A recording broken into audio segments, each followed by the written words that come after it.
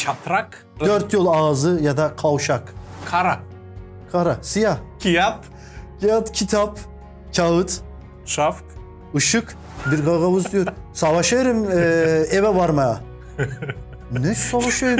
Anlamıyor diğer Türk mesela dedi. Türkler bize Şimdi, nasıl bakıyor? Türkler, Kardeş mi, gavur mu? Bana göre Gagavuzca güzel Türkçe, eski Türkçe. Türkiye'den bir Türksün hem Hristiyansın. Kur'an-ı Kerim'i defalarca Arapça okudum, Türkçe okudum. Camilerde hizmet ettim, imamlık yaptım, müezzinlik yaptım. Neden sen Hristiyan? Göklerde Allah'ın bize sağladığı bir konut. Elle yapılmamış, sonsuza dek kalacak bir evimiz var. Umut. Burada umut var. Büyük bir umut var.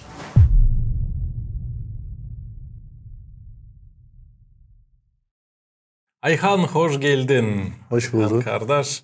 Sen de Türksün ama evet. Gagavuzları seversin. O kadar da hani eşin de Gagavuz. Evet. Ailenizde 5 uşak var, 5 çocuk var. Şimdi hoş geldin. Hem pek sevinirim hani bugün varınca laf edelim seninle. Sen iş adamıysın.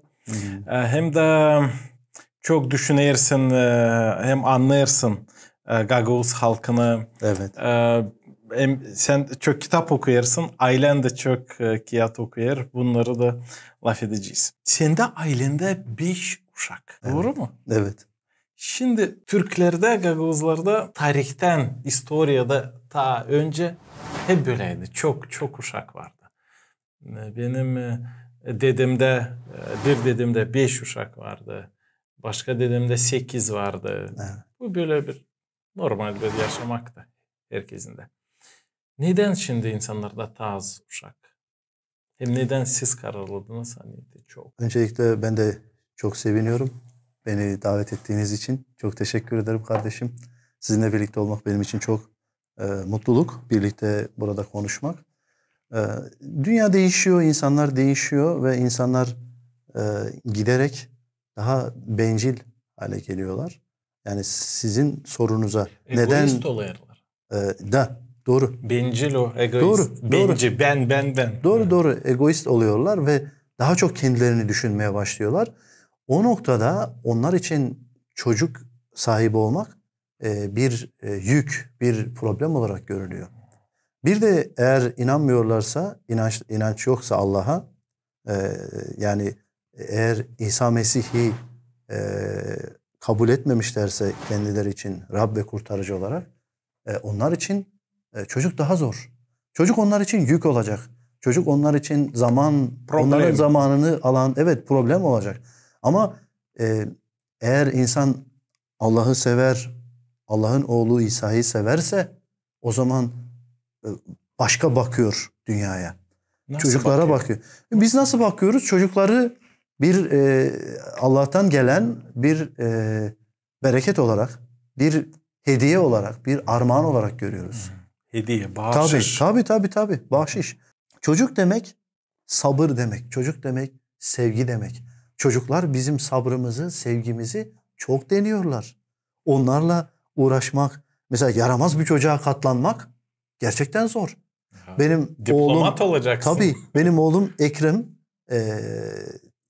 o çok yaramaz bir çocuk. Ona her baktığımda bazen kızıyorum, öfkeleniyorum. Gerçekten. Ama sonra hemen Tanrı'nın büyük merhametini ve lütfunu hatırlıyorum.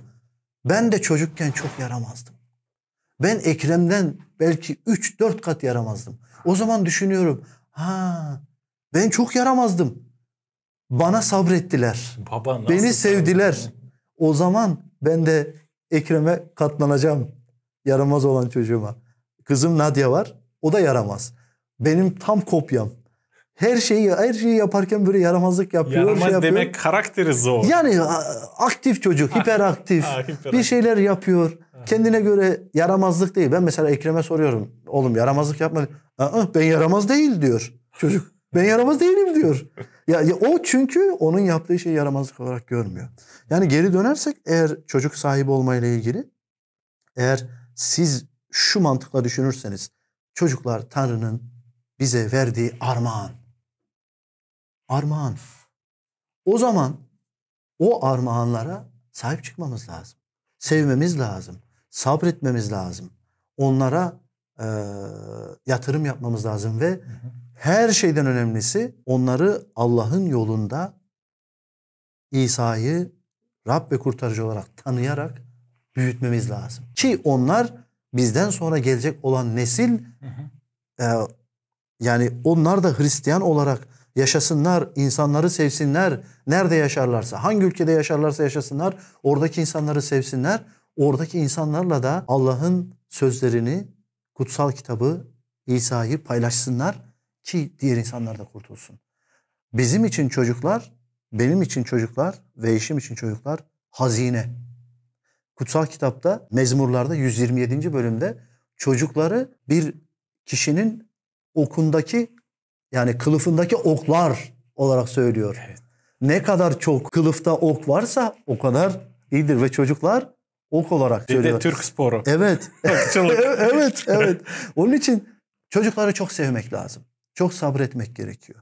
Onları Rabbin sözüyle büyütmek gerekiyor. Ve onlara iyi de terbiye vermek gerekiyor. Çocuklar her an bizim sözümüzden çıkmaya hazırlar. Yani her an bir kaçacak şey bulmak istiyorlar. Yaramazlık olsun, başka bir şey olsun. Biraz daha büyüdükleri zaman da Rabbin sözü dışında yaşamaya. Çünkü biz gerçekten çok kirlenmiş bir dünyada yaşıyoruz. Bugün dışarı çıktığınızda baktığınızda gençler gerçekten kimlik arayışındalar. Hepsi kimliğini kaybetmiş. Kimlik o nedir? Kimlik sorusu. Yani kimlik ne demek? Adı üzerinde ben kimim? Kime aitim? Yaşamanın manası nedir? Evet. Neden yaşıyorum? Neden yaşıyorum? Eğer ki bir çocuk neden yaşadığını bilirse o zaman onun kendine özgüveni olacaktır. Ve özgüveni olduğu için de hem ailesine hem de Allah'a büyük bir sevgiyle bağlı olacaktır. İşte bizim bunu yapmamız lazım. Çünkü gerçekten nesil çok değişiyor. Şu anki nesil çok değişti. Dediğim gibi gençler nesil nedir? çok yaşam. Yani jenerasyon. Generasyon. Bu jenerasyon çok değişti. Dediğim gibi gençler kimlik arayışı içerisindeler. Bu gençlere İsa Mesih gerekiyor. Bu gençlere sevgi gerekiyor. Bu gençlerin kendilerine özgüvenleri olması gerekiyor. Baktığımızda bugün gençlerde bağımlılıklar, sigara olsun, alkol olsun, uyuşturucu olsun çok kötüye gidiyor gençler. Neden? Hiçbiri Allah'ı tanımıyor. Allah'ın oğlu İsa'yı tanımıyorlar, bilmiyorlar. Onunla yaşamıyorlar. Onu görmüyorlar. Aileleri de tanımıyor. Onlar da yani çocuklara zamanında Rabbin terbiyesi ve öğüdü verilmemiş. Dolayısıyla bu çocuklar kayıp oluyorlar toplumda. Onun için şimdi biz genç olmak pek zor. Zor. Çok stresli böyle zor moral tabii ki. soruşları. Tabii ki. Var. Dünya çok değişti. Her yerden gençlere, çocuklara baskı var. Baskı bak. Ailede baskı var, okulda baskı var, dışarıda, toplumda baskı var. Yani çünkü neden? Bakıyoruz insanlar yani Allah'a inanan insanlar, İsa'yı tanıyan, İsa ile yaşayan insanlar daha azalıyor. Evet. Birçok insan da inanıyor, iman ediyor ama baktığımızda gerçekten kayıp insanlar daha çok dünyada. İnancı insan her zaman daha azdı. Doğru. Bu sayı daha da azalıyor. Bizim için dedeler genç kana. Dedelerin dedeleri onlara genç kana daha kolaydı. Şimdi böyle tradisiya, kültür, tarih her şey var. Sen baban gibi ol, sesle onu. Her şey belli. Yaşaman, işin, ailen her şey belli nasıl olacak da böyle bir rahat sen sadece iyi bir insan ol böyle yaşa. Şimdi yeni sorular gelir. Yeni stresler. Evet. Ve şimdi gençlere çok daha zor. Ne kadar demek 100 yıl önce gençlere. Moral soruşlarına göre. Her zaman problemler vardı. Ama böyle moral, filosofi ve moral soruşlarından çok zor. Soruş size. Ayhan kardeş, sen Türksün. Biz de Gagavuzlar Türküz. Evet. Ama sen Türkiye'den Türksün, Ankara'dan demek. Evet. Gagavuzlar anlar Türkler herkesi Müslüman. Böyle düşünürler. Taçoyu öyle de var Müslüman. Taçoyu Müslüman. Evet. Ama sen Türkiye'den bir Türksün hem Hristiyansın. Evet, hamdolsun. Neden sen Hristiyan oldun? Ben Anam baban kimdi? Anam babam Müslüman bir aileden gelen bir insanlar, Türkler. Ben Kayseri Tomarza Çanakpınar köyünden biriyim ve bütün nesiller benden önceki hepsi Türk ve Müslümanlığı hasbelkader yaşamış insanlar. Aslında benim annem babam çok Müslüman insanlar değillerdi. Yani İslamiyet'in gerekliliklerini, namazı, orucu vesaireyi yapan insanlar değillerdi. Babam biraz komünist, sosyalist düşünen bir adamdı. Annem de yani iyiliğe düşünen, iyi olmak, insanlara yardımcı olmak, insanları sevmek, insanlara yardım etmek konusunda çabalayan biri. Ama tabii ki bütün insanlar gibi onlar da günahlı. Herkes gibi. Ve benim annem babamla beraber aslında ben onlardan daha dindar biriydim. Eskiden Müslümanlığı çok koyu bir şekilde yaşayan biriydim. Kur'an-ı Kerim'i defalarca Arapça okudum, Türkçe okudum. Camilerde hizmet ettim, imamlık yaptım, müezzinlik yaptım. Siz imamdınız mı? Evet imamlık yaptım yardımcı olarak yani imama. İnsanlara Kur'an-ı Kerim öğrettim. Siz Kur'an öğretici. Tabii. Ben Kur'an-ı Kerim'i hem de tilavetle okuyordum. Yani tilavet. Tilavet demek güzel okuma. Güzel okuma. Böyle müzik gibi. Kıraatine göre okuma. Kur'an'ı okumanın bir şeyi var. Arapça. Evet. Birçok insanın evine kadar gidip onlara Kur'an-ı Kerim öğrettim. Ama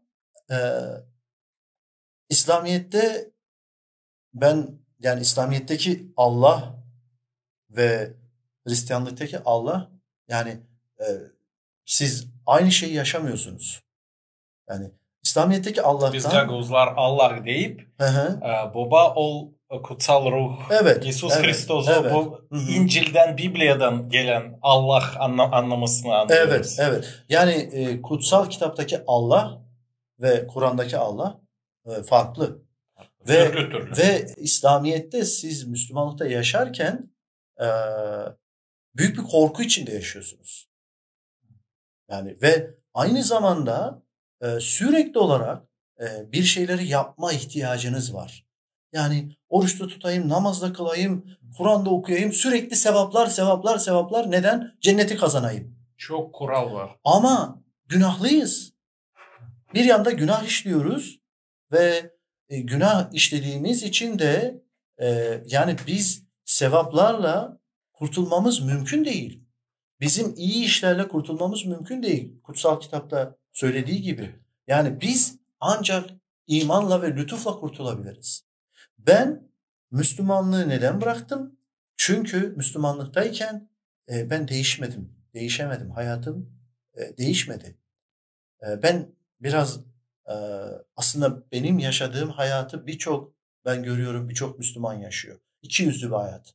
Yani bir yandan Müslümanlıkta ibadetleri yapıp her şeyi yaparken bu tarafta da insanlara sevgisiz, onlara kötü davranan, öfkeli, kızgın insanlar var. Ben çok gördüm öyle. Gerçekten.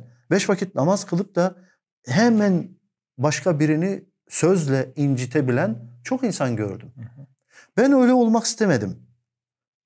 Müslümanlıkta kendim değişebileceğimi, değişemeyeceğimi anladım. Ve belli bir süre sonra Müslümanlığı bırakıp yani ateist değil de deist gibi yani evet Allah'ın varlığına inanıyordum ama onunla bir ilişkim yoktu. Bıraktım. Kayseri'den Ankara'ya taşındık. Ankara'ya taşındıktan sonra benim hayatım değişti çünkü Ankara'da daha özgür, daha açık bir ortam vardı. Kayseri biraz daha çok dindar, çok bağnaz bir halkın yaşadığı bir yer. Yani daha patriotik öyle. Evet, daha kapalı, daha tutucu, daha İslamiyet'i daha böyle sert bir şekilde yaşayan bir şehir. Ama Ankara'ya gelince Ankara'da ben biraz özgürlüğü gördüm, insanları gördüm çalışmaya başladıktan sonra ve sorgulamaya başladım bir süre sonra. Ve daha sonra da bir şekilde yolum bir kiliseye düştü. Ve o kilisedeki insanları gördüm ve onlara şaşırdım. Nasıl mutlular? Ne kadar mutlu insanlar. Onlar ne yiyorlar, ne içiyorlar diye merak ettim yani.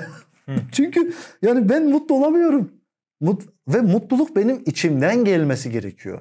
Ama mutlu olabilmek için de Allah'la ve Allah'ın oğlu İsa ile sizin özel, kişisel ilişkiniz olması gerekiyor. Ve ben Hristiyanlığı tanımaya başladıktan sonra anladım ki ben İsa gibi bir kurtarıcıya ihtiyacım var. Çünkü sizin inandığınız kurtarıcının mükemmel bir olması lazım. Günah işlememiş bir olması lazım. Günah işleyen bir kişiyi siz nasıl takip edebilirsiniz? O da zaten günahlı. Onun da ihtiyacı var. Onun için ben 2010 yılında ilk olarak Hristiyanlıkla tanıştım, İsa ile tanıştım ve kutsal kitabı, önce İncil kısmını, Yeni Antlaşmayı okumaya başladım. Çünkü o zaman eski antlaşma bana biraz daha zor geliyordu. Yeni Antlaşmada İsa'nın sözlerini okumaya başladım. Matta'dan, Markos'tan. Kaç yaşındaydınız? 31 yaşındaydım. Şimdi 45 yaşındayım. Hamdolsun 14 yıldır İsa'ya iman ediyorum. Ve onun öğretileriyle, kutsal kitapla yaşıyorum. Ve daha sonra ben İncil'i okumaya başladım. Evet, Bibli, okumaya başladım. İncil'i. Bundan sonra evet. ne oldu? Yani ondan sonra ben İsa'yı tanımaya başladım ve gerçekten onun öğretilerini, ilk başta onun öğretileri bana çok ters geldi. Çünkü ben gerçekten de biraz kaba, sert bir insandım. Müslümanlıkta yaşamama rağmen çok öfkeliydim. Çok kaba, çok küstah bir adamdım. Yani Türkler böyle, biz de Türk'üz. İnsanlara biraz sert davranıyordum. Kendi anneme babama bile. Yani ve geri dönersem bir gün sordum kendime. Ya ben Allah'a inanıyorum İslamiyet'te, Müslümanlıkta, ama neden değişemiyorum? Değişmem lazım. İnandığım inancın beni değiştirmesi lazım diye düşündüm. Eğer değiştiremiyorsam onu takip etmeyeceğim. Ve bu yoldan çıkarak büyük bir değişiklik yaparak her şeyi bıraktım. Sonra da ilk başta bir Katolik kilisesine gitmeye başladım. Ankara'da, Ulus'ta. Orada kutsal İncil'i okumaya başladım. İsa'yı tanıyordum. Onun sözleri bana ilk başta ters gelmişti. İşte o İncil'de söylüyor. Sağ yanağınıza tokat atana sol yanağınızı da çevirin diyor. Ama ben öyle bir insan değildim. Sağ yanağıma tokat atana ben yumruk atardım. Yani ama baktım ve İsa bana zor geldi.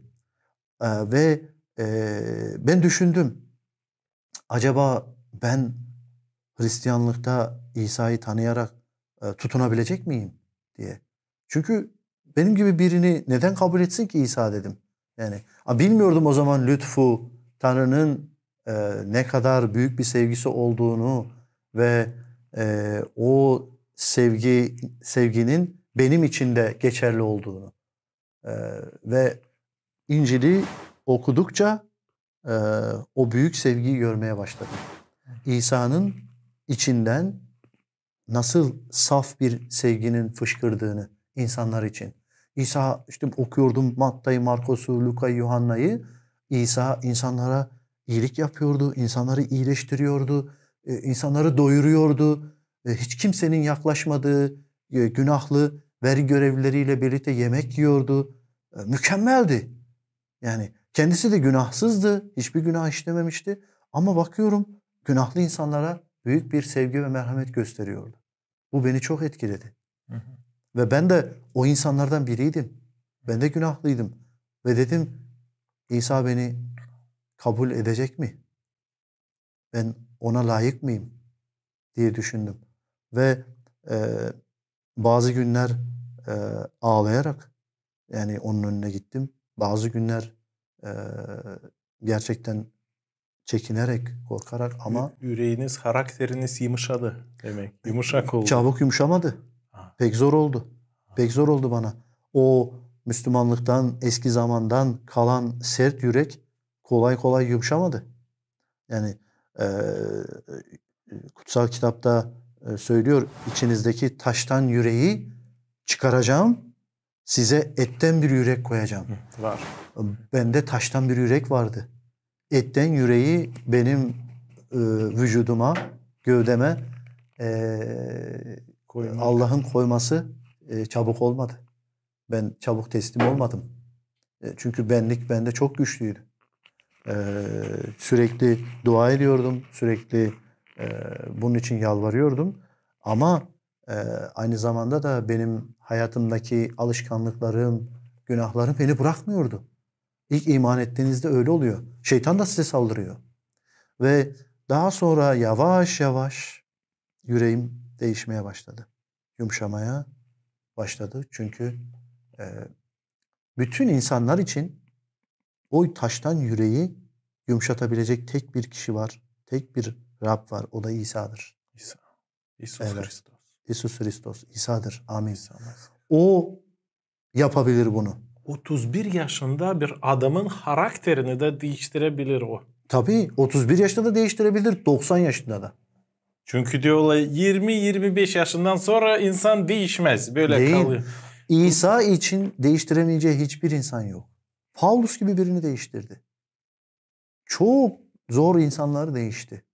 Yani Demek Paulus, Hristiyanlık o değil sadece teoloji tabii, bilgiler ama tabii, o yaşamanın değişilmesi. Tabii Hristiyanlık sadece bir din değildir. Aslında biz Hristiyanlığı din olarak değil, Allah'la ve oğluyla birebir ilişki. Yani ben Ayhan olarak benim bir ilişkim var onunla. Sen İlya olarak bir ilişkim var. Ahmet, Mehmet, kimse, hangi insansa, hangi ülkedense fark etmiyor. Eğer bir de şey sorusuna dönersek, Türklerden Hristiyan olur mu? Olur. İsa evrensel bir Rab'dir. Herkes onu kabul edebilir. Sadece Avrupalılar, Amerikalılar değil. Sadece Hindistanlılar, Çinliler, Japonlar, Avustralyalılar değil. Herkes. İsa herkes için geldi. Herkesin günahları için öldü. Herkesin. Hiç ayrım yok. Kutsal kitap söylüyor Romalılarda 3. bölümde. Allah insanları İsa Mesih'e olan imanlarıyla aklar, kurtarır diyor. Hiç ayrım yoktur. Söylüyor kutsal kitap. Neden olduğunu da sonra söylüyor. Çünkü bütün insanlar günah işledi ve Allah'ın yüceliğinden yoksun kaldı. Kim varsa dünyada herkes. Allah öyle yüce, onun var öyle büyük merhameti, büyük lütfu, herkesi kabul edecek. Yeter ki gelsin ve desin. İsa Mesih Rab'dir, kurtarıcıdır. Tövbe edecek günahlarından ve şunu söyleyecek. Ben günahlıyım. Ben günahlıyım. Ve benim kurtarıcıya ihtiyacım var. Ve o kurtarıcı İsa Mesih'tir demesi lazım. Amin. Ve bunu söylediği zaman Allah onları affedecek. Ve ondan sonra kapılar açılacak. Kapıdan içeri giriyorsun ve içerisi Allah'ın lütfuyla dolu. Sevgiyle dolu. Merhametle dolu. Ve ben bunu hissettim ve benim hayatım değişti. Ben geçmişte düşünüyorum.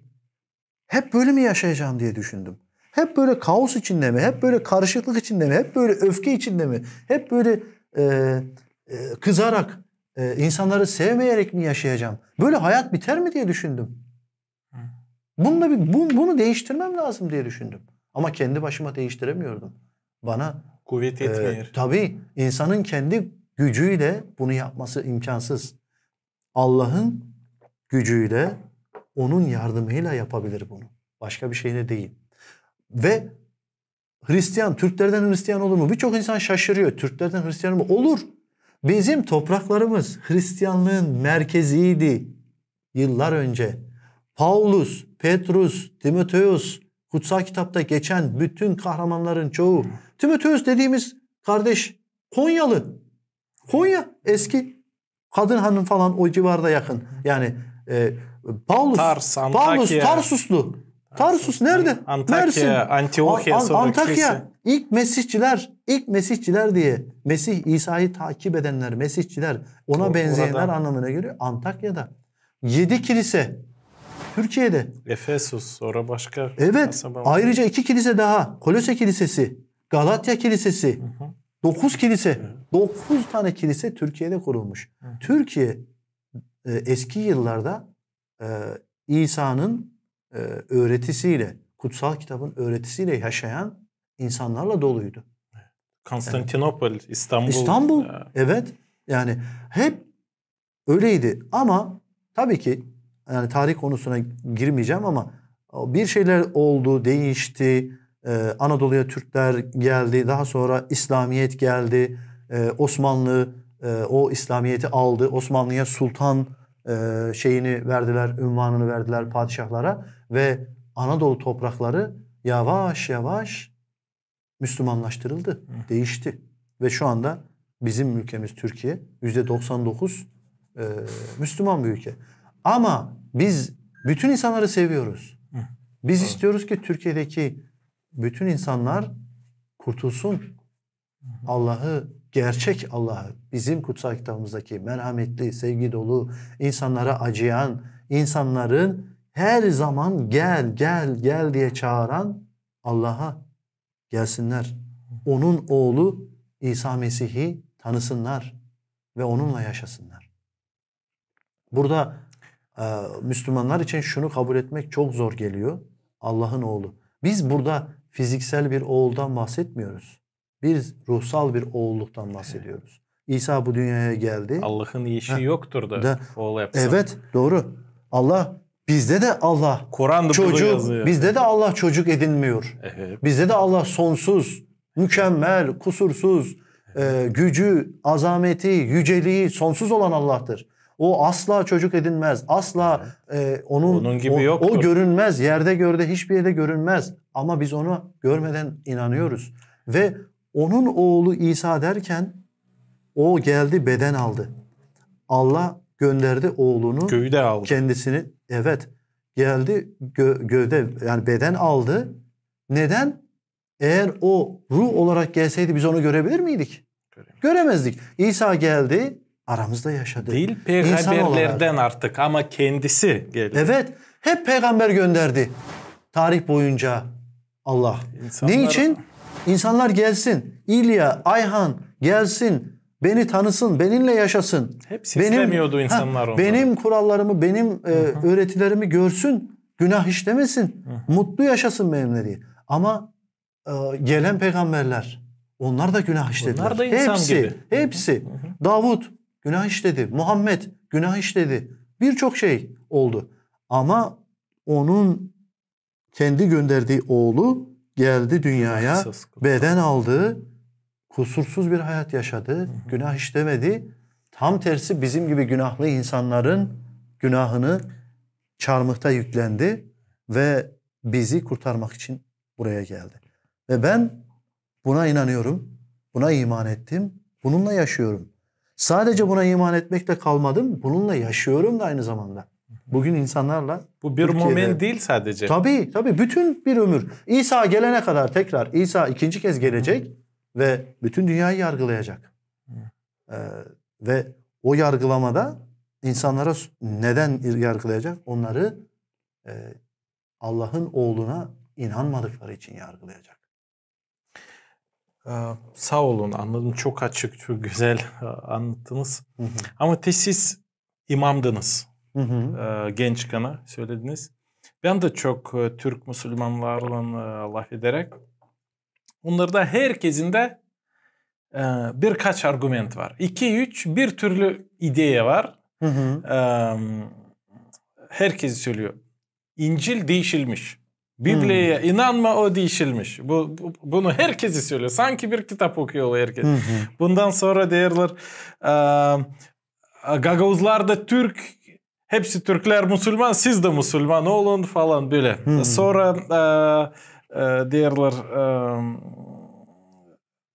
ilk önce hani Kur'an değişilmiş, sonra derler İsa da bir peygamber, o da çok iyi, biz onu sayarız. Ama dirilmemiş. Nasıl dirilebilir? Tabii. Kur'an'da kabul etmiyor. Evet, böyle birkaç idea var. Ben de Kur'an'ı okudum hep araştırarak. Siz de böyle mi laf ederdiniz insanlardan? Siz de mi böyle inanardınız? Müslümanken. Evet. Müslüman olarak da hani İncil değişilmiş, İsa dirilmedi. Nasıl siz buldunuz? Nasıl geçebildiniz bu argümanları? Sizin için nasıl cevap buldunuz? Ne cevap buldunuz? Ben Müslümanken Hristiyanları hiç sevmiyordum. Yani Türkiye'de bir söz var, gavur. Gavur. Neverny. Gavur demek yani gayrimüslim ya da kafir. Çünkü Müslümanlara göre Hristiyanlar kafirdir. Çünkü Allah'ın oğlu derken onlar şirk dediğimiz günahı işliyorlardır. Ama dünyada 2 milyar insan Hristiyan diyor kendisine. Şimdi herkesi gavur kafir mi? Evet, öyle düşünüyorlar. Çünkü Müslümanlığa göre gerçek inanış ve son peygamber Muhammed'dir ve son kitap da Kur'an'dır. Ben bu öğretiyle yaşadım ve ben yabancılardan, Hristiyanlardan, yani gavurlardan kısaca, bizde şey yok, Amerikalı, Avrupalı falan değil, hepsi gavurlardan hiç hoşlanmıyordum, sevmiyordum onları ve bana öğretildi onlar yani iyi insanlar değiller. Kafirler. Kim Müslümanlığı kabul etmiyorsa o kafirdir. Onunla da ilişki de kurmamak lazım, konuşmamak da lazım. Çünkü soru burada Kur'an-ı Kerim'de de yani açık bir şekilde yani Yahudilerin ve gayrimüslimlerin, Hristiyanların evlerine gitmeyin. Onlarla ilişki kurmayın diye yazar. Ama başka yerde yazıyor. Onlardan öğrenin. Onlarda var eski kitaplar, eski doğru inan. Evet. Böyle de yazıyor okudum. Ben nasıl bu şeyi açtım? Yani bu konuyu daha önce bana da söylediler. Yani İncil değiştirildi. Onların kitabı gerçek değil. Onu daha sonra aldılar. Başkaları yazdı. Gerçek İncil'de İsa şey söylüyor. Ben Allah'a inanıyorum. Benim annem Meryem de Allah'a inanıyor. Ve ben Allah'ın kuluyum. Ve kesinlikle benden sonra gelecek peygambere inansınlar. Kur'an-ı Kerim'de de böyle bu paralelde ayetler var. Meryem suresinde falan geçer, Maide suresinde geçer ve orada hep bu şekilde öğretiliyor ve Müslümanlara ve Kur'an'a göre İsa ölmemiştir. Ve dirilmemiştir. Tabii ölmeyince dirilemez de zaten. Orada ölen kişi ona benzer başka biriydi deniyor ve onun dirilişini de dirildiğine de inanılmıyor. Siz nasıl geçtiniz bunlara? Ben nasıl geçtim? Tabii ki İncil'i okuyarak. Yani ben bir şeye körü körüne inanan bir insan değilim. Ben bu yazıyorsa ben mesela şunu düşündüm ve bugün buradan bütün Türklere de söylüyorum. Yani bu değiştirilmiş denilen kitap nasıl bir kitap? Bir okuyayım bakayım. Ne söylüyor orada ya? Okuyun, açın, bakın İncil'de. Yani İncil'i açın, okuyun. Orada ne söylüyor? Bütün önyargılarınızı bırakın kenara. Yani İsa'nın Allah'ın oğlu olduğunu, Bakire Meryem'den doğduğunu hepsini bırakın. Tamam. Onlara inanmıyor musunuz? Sadece İncil'i açın, okuyun. İsa nasıl biri? Ne yaptı? Kötülük yaptı mı? İnsanlarla savaştı mı? İnsanları öldürdü mü? İnsanlara kötülük yaptı mı? Yoksa İsa insanları iyileştirdi, merhamet etti, açları doyurdu, kötürümleri, cüzzamlıları iyileştirdi, ölüleri diriltti. Kur'an'da birkaç ayette çok pozitif İncil için yazıyor. Tabii Kur'an'da da geçer İsa'nın mucizeleri. Alacalıları iyileştirdi der. Yani İncil'de geçen 5000 kişiyi ve 4000 kişiyi doyurmasının farklı bir şekilde Kur'an'da gökten sofra indirdi diye yazıyor insanlara. Gökten sofra indirdi. Yani İsa'nın mucizeleri gerçekten Kur'an'da da var. Yani Kur'an'ın benim düşünceme göre değiştirilmemiş, hani gerçekten kalan kısmı İncil'den gelen kısımlar. Hani onun dışındaki sözler benim düşünceme göre sahabeler tarafından ya da başkaları tarafından eklenmiş ya da başka bir şekilde yazılmış olabilir. Ve eğer sizin diğer sorunuza gelirsek ki o soru çok büyük bir soru. Büyük. Ama çok derin girmeyin. İncil değiştirildi mi? Size şunu söyleyeyim. Ben bununla ilgili uzun bir araştırma yaptım, baktım. Başka kardeşlerimizin, başka Hristiyanların yazdığı kitapları okudum. Çok şeye baktım. Ve İncil'in bir kitap olarak olarak toplatılması 1600 yıla yakın, 1600 yıla yakın bir zamanı kapsıyor. Yani İsa'dan önce 1500 yılından, İsa'dan sonra 99-100 yılına kadar bir alanı kaplıyor. Evet. Ve İncil 3 ayrı kutsal kitap, 3 ayrı kıtada, 3 ayrı dilde 40'tan fazla yazar tarafından, ki bu yazarlar kimisi balıkçı, kimisi vergi görevlisi, kimisi şair, kimisi kral. Yani farklı farklı böyle biyografilerde insanlar tarafından yazılmış. Benim düşünceme göre, ki birçok Hristiyanın düşüncesine göre Allah'ın kelamı, sözü olan bir kitaptır. Aslında ben şu düşünceye hiçbir zaman inanmış biri değilim. Allah'ın gökten bir kitabı yaprak yaprak dağlara, taşlara ya da ne bileyim bir yerlere yazacağını ya da bu kadar çok sözü bir peygambere söyleyerek, ki o dönemde kağıt yok, kalem yok, hiçbir şey yok, bu kadar sözün birileri tarafından yazılabileceğine ben inanmıyorum. Yani bunu Kur'an için söylüyorum. Ama İncil'e geldiğimizde, İncil, kutsal kitap söylüyor, Tanrı tarafından esinlenmiş insanların, kutsal ruhla esinlenmiş insanların İncil'i, sözleri kaleme almasıdır. İncil. Yani bu nasıl? İsa geldi, kutsal kitap İsa için Allah'ın sözü, Allah'ın kelamı diyor. Kur'an da aynı şeyi söylüyor. Kur'an da İsa için Allah'ın kelamı diyor. Evet. Ve İsa geldi, o aramızda yaşadı. Öğrencileri onu gördü. Matta, Markos, Luka, Yuhanna, İncil'deki kitapları yazan Paulus, Petrus, Andreas, Yakup, kimse. Bunların arasından tabii ki hepsi yazmadı. Andreas kitap yazdı mı? Yazmadı.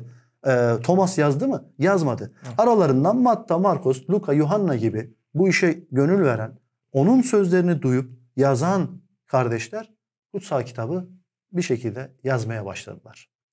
Ve İncil'in bu yani yaklaşık 60 binden yani gibi bir tomardan bahsediyoruz. Bunlar, yani bu kadar çok kitabı, bu kadar çok tomarı bir araya getirmek, bunları kitap haline getirebilmek, bunları bir araya toplayabilmek gerçekten çok zor, çok zahmetli bir iş. Aynı şey Kur'an için de geçerli.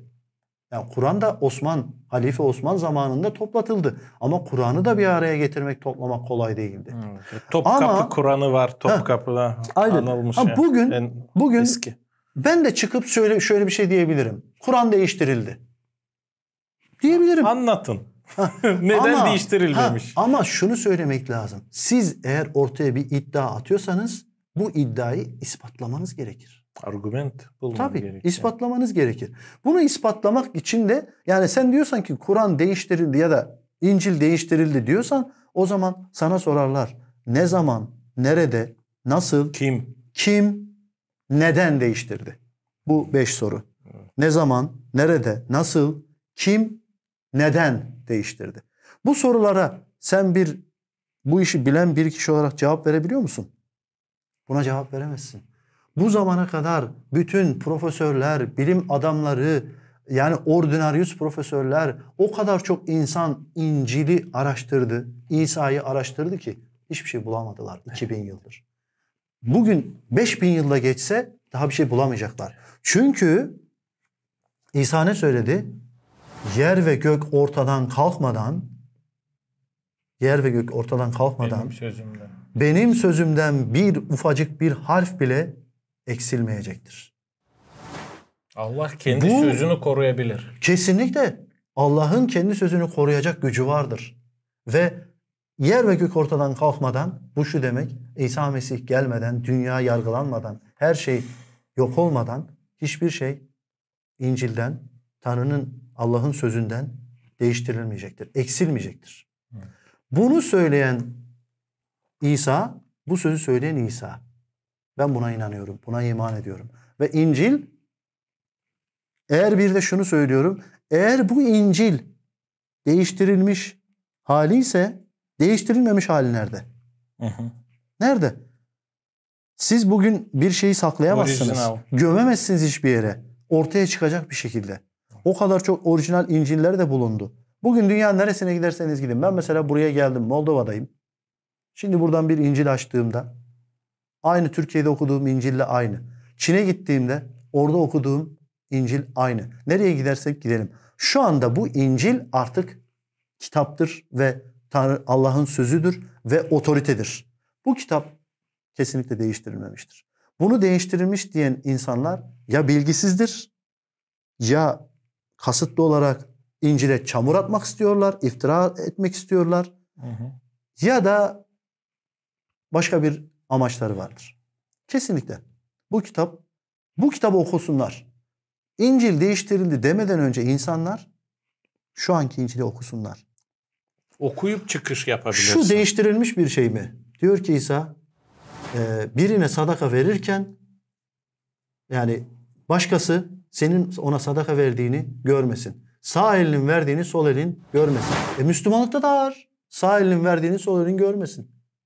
Nasıl oldu? Bu değiştirilmiş mi şimdi? Ne kadar güzel bir söz. Birine sadaka verirken kimse senin ona sadaka verdiğini görmesin ki alan kişi utanmasın, sen de böbürlenme.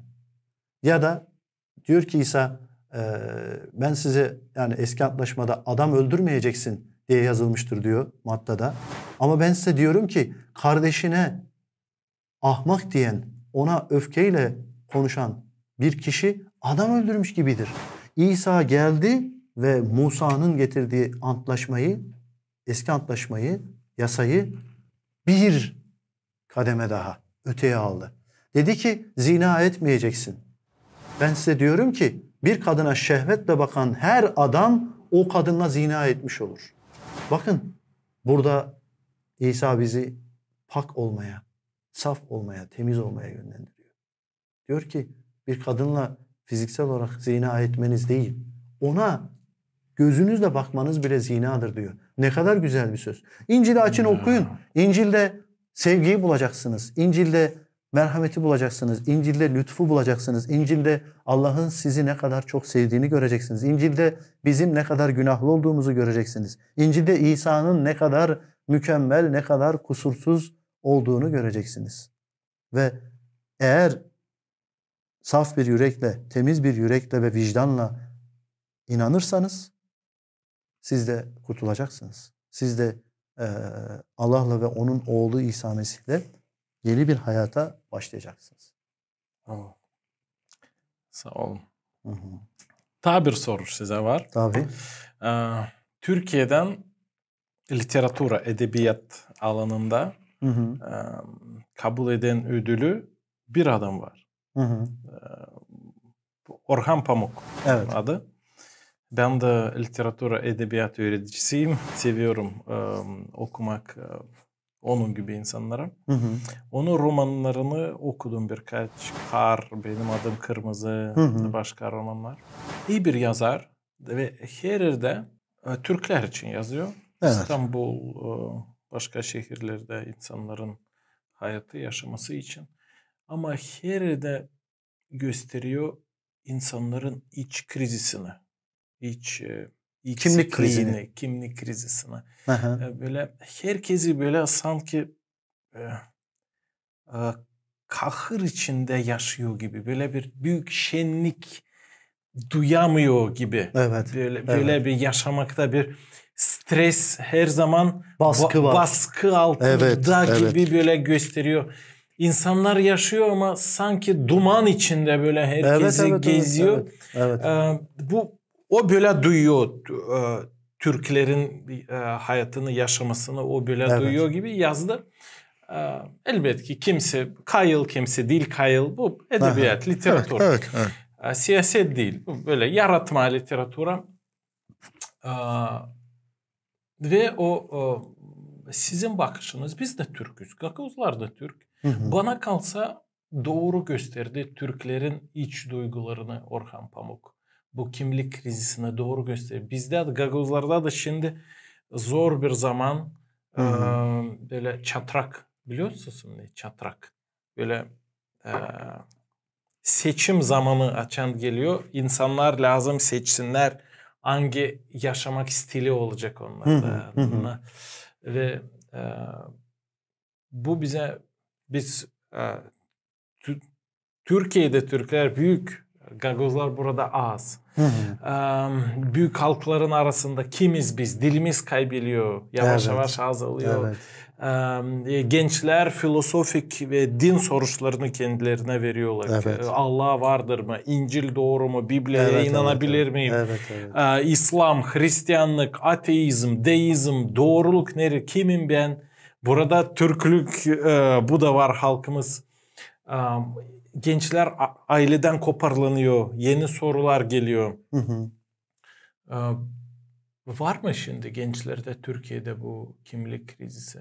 Ve varsa ne çıkır?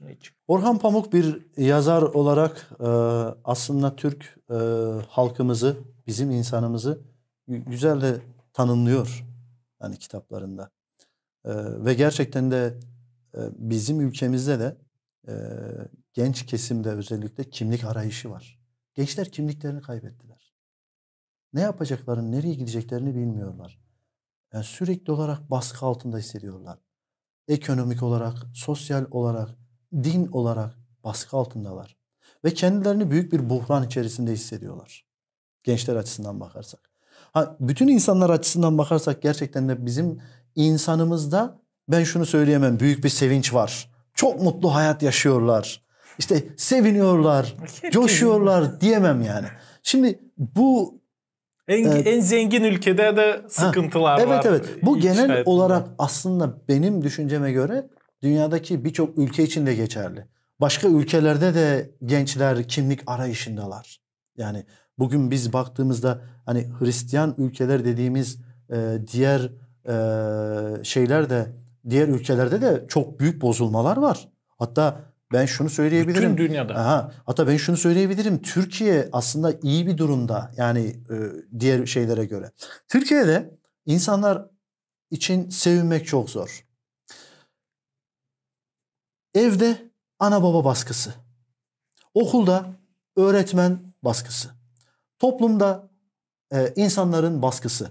Kültür bunu baskısı. Yapma, onu yapma, bunu yapma, buraya gitme, şunu yapma. Her yerde baskı. Her yerde insanlar yönetmeye çalışıyorlar. Özgürlük yok. Gerçekten özgürlük yok. Bunu hissedemiyorsun. Aynı zamanda da biz bu konuya dönüp baktığımızda bir imanlı olarak onda sarılacağı bir umut da yok. Umut yok. Allah yok. İsa yok hayatında. Ne yapsın adam? O ne yana gideceğini bilmiyor. Böyle bir şey geldiğinde.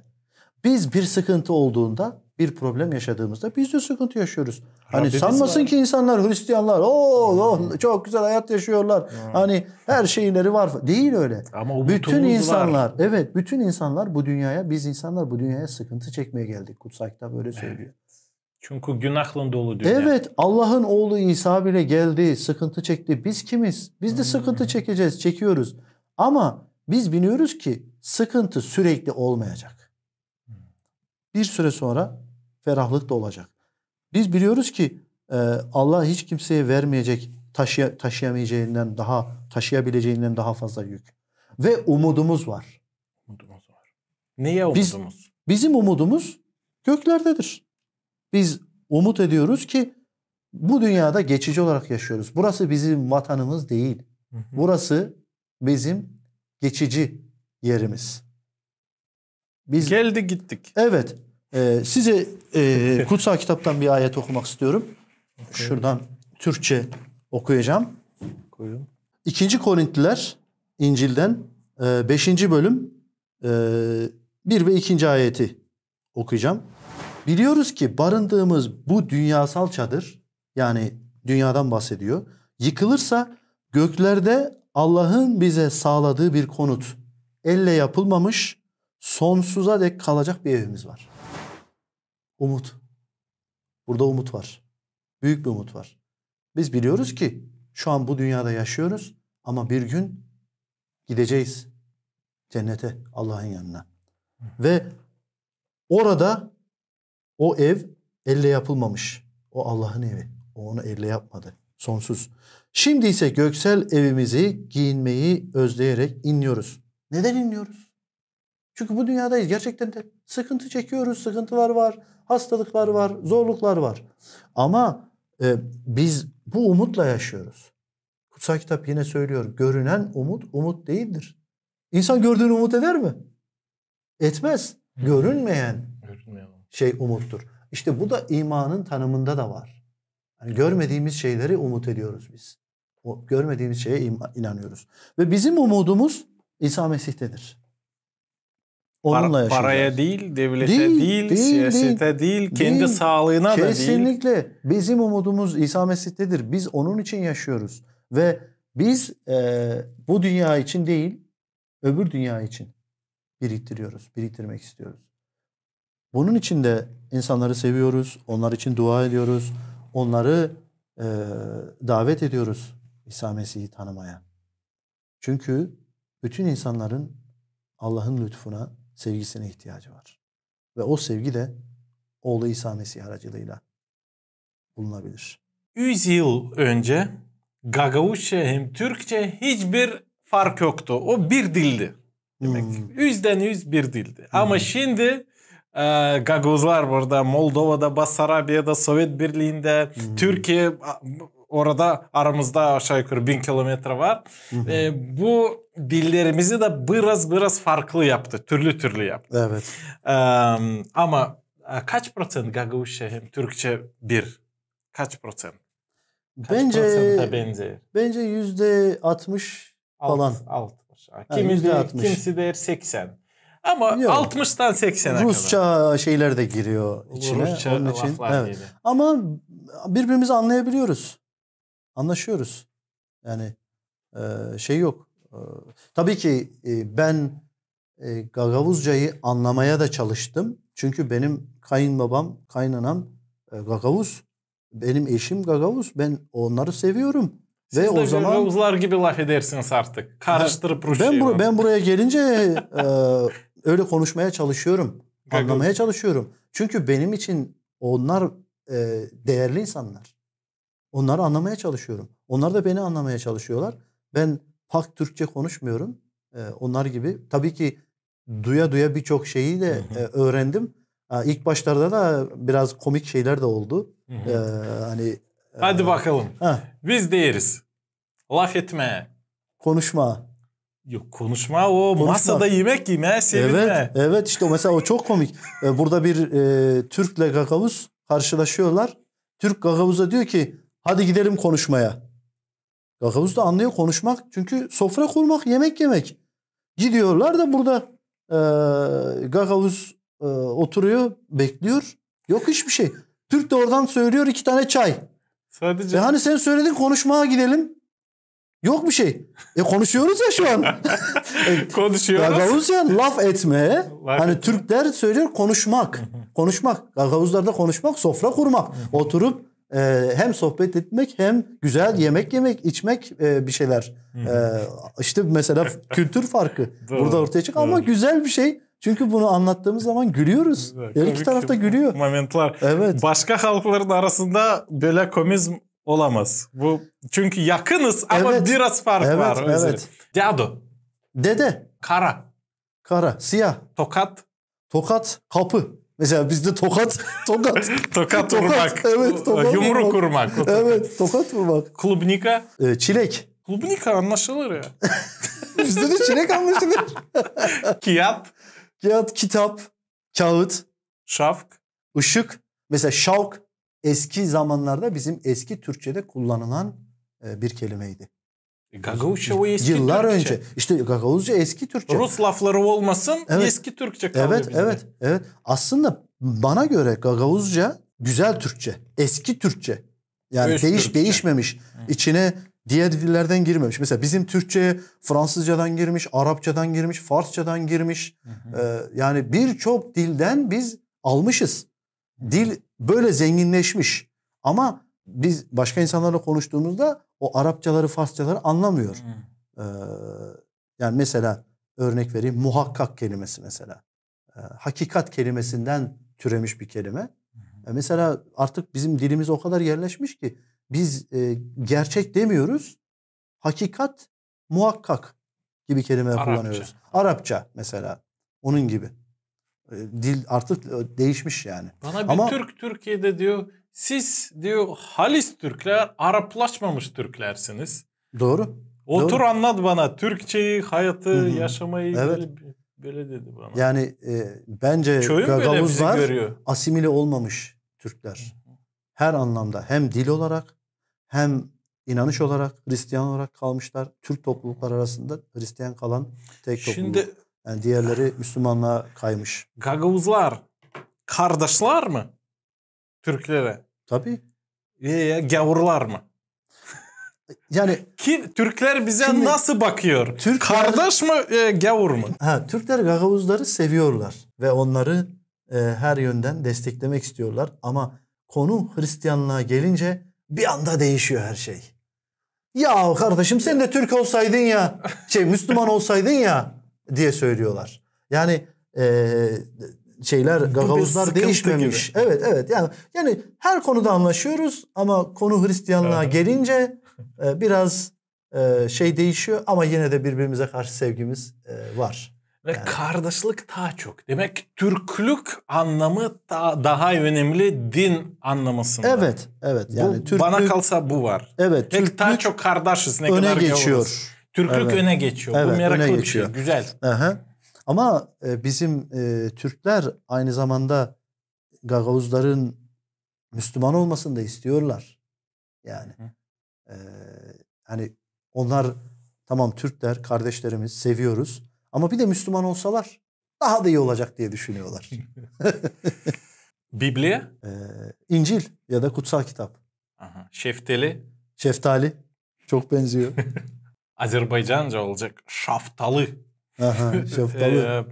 Kırım Tatarca mı? Çatrak? Çatrak biz hani dört yol ağzı ya da kavşak diyoruz. Dört yol ağzı. Cenk?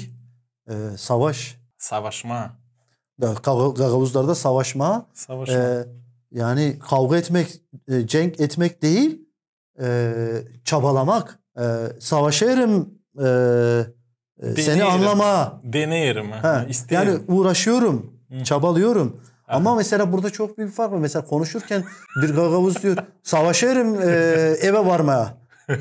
Ne savaşıyor anlamıyor diğer Türk mesela duyduğunu. Eve yetişmeye uğraşıyorum eve yetişmeye diye söylüyor. Mesela burada fark çıkıyor. Biz hep savaşırız. Hep savaşır. Gagavuzlar savaşır. Hep savaşır. Artık az kaldık. Dilimiz yok oluyor ama hep savaşırız. Hep savaşırız. çok güzel. Sağ ol Ayhan kardeş. Açık, meraklı, güzel laf ettik. Her zaman gel.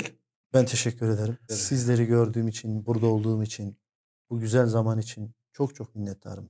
Yani beni davet ettiğiniz için.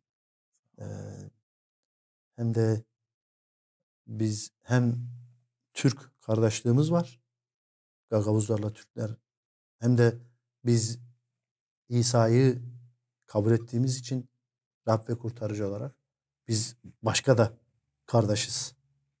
Sizinle, kardeşle, herkesle. Kim kabul etti Allah'ın oğlu İsa Mesih'i, o da benim kardeşimdir. Sağ ol.